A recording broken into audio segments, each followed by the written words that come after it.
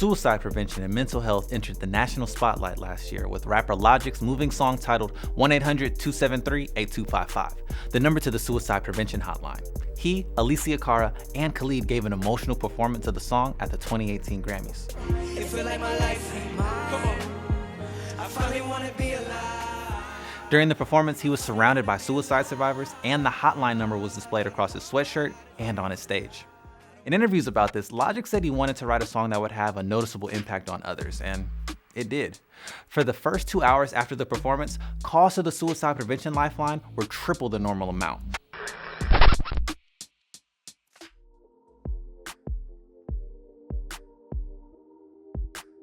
Today, we're going to talk to you about something super important: suicide. It's impacting youth in alarming numbers, and it's the second leading cause of death among 10 to 25-year-olds. According to the data from the Center for Disease Control and Prevention, approximately 1 in 6 adolescents reported having suicidal thoughts in 2017. More teenagers and young adults die from suicide than from cancer, heart disease, AIDS, birth defects, strokes, pneumonia, influenza, and chronic lung disease combined. Wow, just let that sit for a second.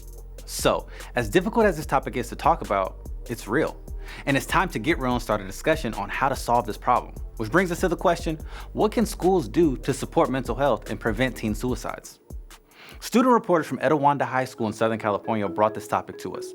These students are part of a national youth journalism program called PBS Newshour Student Reporting Labs. This is Chloe, Tim, and Chris. They researched, wrote, and produced this for us. So first off, what made you guys want to tackle a topic like this in the first place? So last year in our community, there were 4 people who died by suicide, which is really tragic. And we really needed a video to bring the subject to light. And how did your school respond to it? In our community, a lot of teachers and staff at our school did not really want us to talk about it and really be open about our feelings. And the whole purpose of this video is to kind of start a conversation and a discussion so that people can kind of get the help they need. Yeah, I totally get that. It wasn't just that the kids didn't know what to do, it was the teachers too. So no one knew what to do. We were all sort of trapped in a hole. So we really just want to spread awareness and knowledge about the subject so that other people can be more well prepared. All right, well, let's get it started. All right. First, before we go further, we would like to remind you that if you or anyone you know is experiencing suicidal thoughts or feelings right now, call the Suicide Prevention Hotline, 1-800-273-TALK.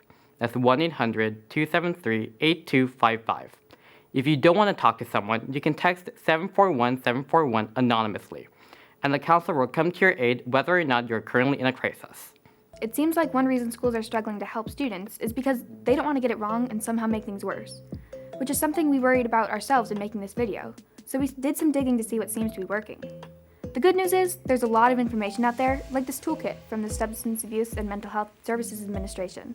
Okay, full disclosure, this thing is 250 pages, so we didn't read all of it, but it does provide recommendations for starting suicide prevention programs in high schools, all based on research and expert opinion. There's a lot of really detailed info in this thing, but what we found most interesting was this list of established programs.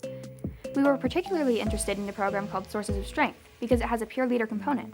In this program, the peer leaders help prevent suicide by promoting mental health messages. And this was really appealing to us because students at our school are really craving a way to destigmatize mental health and have it be something we can actually talk about. And a lot of students don't feel comfortable talking to adults about what they're going through. So we traveled up to Benicia High School in Northern California to see how they use Sources of Strength.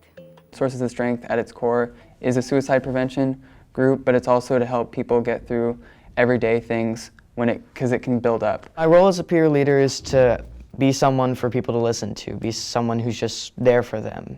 I'm not a therapist, so I can't really give them straight advice that will help them majorly. I'm just there to ease their problems. I'm there to listen to them. There is a trainer that comes here once a year, every year at the beginning of the year, and we have a 2-day training, and it just teaches you how to, again, be a peer leader and how to look out for people at the school that may need help if they're struggling through stuff, and how we can recognize that in people and what they're feeling. We'll notice when certain people are acting different, acting sad, acting anxious, and that awareness allows us to approach them and be like, hey, are you doing okay?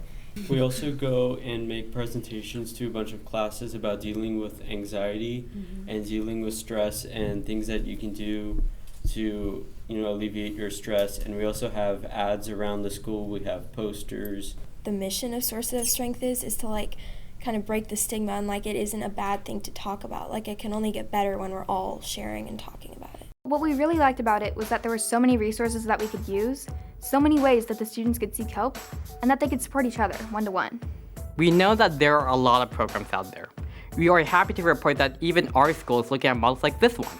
You can listen to the experts, look at the statistics, or you can listen to the stories from our youth. Bottom line is mental health is a big deal, and students need schools to implement comprehensive suicide prevention strategies. So now we want to hear from you. Does your school have any mental health or suicide prevention programs? How do you think schools can best help prevent suicides? And be sure to let us know down in the comments below. And remember, please be nice and respectful. You may never know how the person behind the screen may be feeling. And a big shout out to these students from PBS Newshour Student Reporting Labs at Etiwanda High and our partners at PBS SoCal. Public media for the win. And if you like this video, check out this one from students from Northview High School and stay tuned for more episodes like this coming up. And for all you teachers out there, get your students involved in the discussion on KQED Learn. And as always, I'm your host, Miles Best, and stay above the noise, everybody. Wait. Bye, we'll see you next time.